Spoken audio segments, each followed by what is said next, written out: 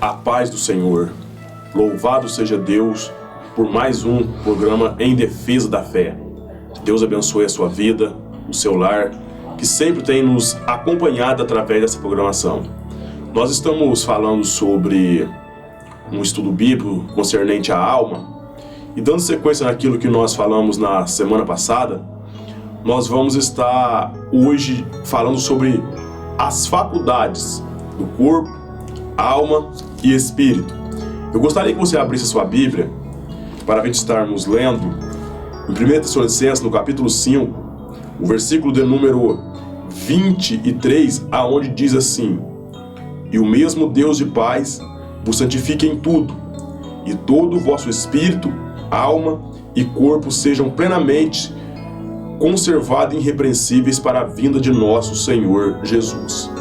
Então, como eu já disse no programa passado, nós somos um ser tricotomo, ou seja, constituído de espírito, alma e corpo. Nós vamos estar falando sobre as faculdades, iniciando aqui as faculdades do corpo. Você pode perguntar, mas o que é isso? São 5 faculdades principais, as quais se manifestam através do corpo, que todos nós bem sabemos: a visão, a audição, o olfato, o paladar e o tato.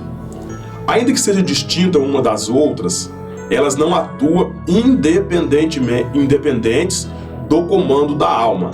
Então, preste bastante atenção nisso.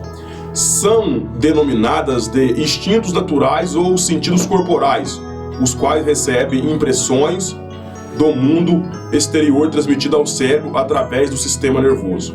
As partes do corpo, os sentidos físicos, obedecem às leis naturais que estão impressas no ser humano. São elas que regem as atividades do corpo. Então nós devemos entender que o corpo ele tem essas faculdades e ela rege nas leis naturais, ou seja, concernente ao corpo, atividades do corpo humano. Faculdades da alma. São 3 as faculdades ou qualidades da alma, pela quais se manifesta. São 3. Primeiro, o intelecto. Quando você abre a sua Bíblia em Gênesis 1 e 28, vamos lá, vamos abrir nossa Bíblia em Gênesis 1 e 28, para nós estarmos compreendendo o que a palavra do Senhor nos diz. E Deus abençoou e lhes disse: frutificai-vos e multiplicai-vos, enchei a terra e sujeitai a dominai sobre os peixes do mar e sobre todas as aves dos céus e sobre todo animal que se move. E também 2:19 de Gênesis, aonde está escrito assim: havendo, pois, o Senhor Deus formado da terra todo animal do campo e toda ave do céu, trouxe Adão para este ver-lhe como lhe chamaria, e tudo que Adão chamou tudo o que Adão chamou a toda alma vivente, isso foi o seu nome. Então nós vemos que o intelecto faz parte das faculdades da alma. É a parte da alma que pensa, raciocina, decide, julga e conhece. É ele, o intelecto, quem recebe os conhecimentos. Ou seja, 3 outras manifestações lhe são peculiares: a imaginação, memória e a razão.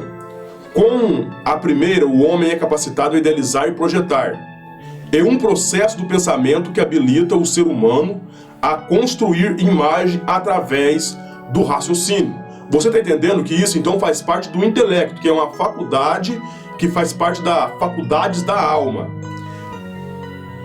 Segundo,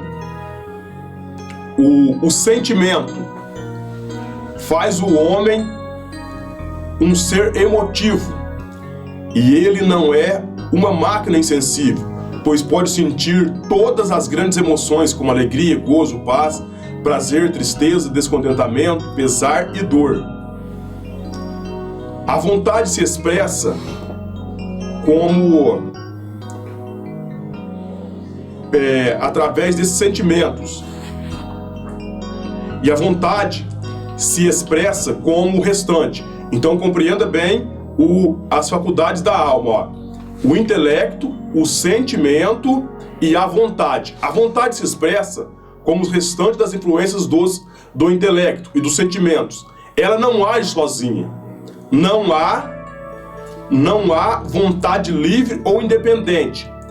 Ela obedece às forças emotivas e intelectuais da alma. Então compreenda isso, as faculdades da alma são o intelecto, o sentimento e a vontade. Então você deve atentar bem para isso, para você compreender o que nós vamos estar falando nos próximos programas, para você compreender como que é a constituição do homem.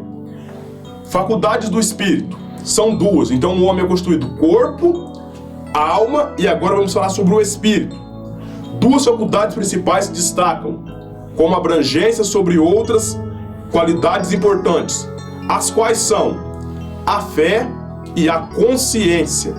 Elas se identificam o ser religioso do homem.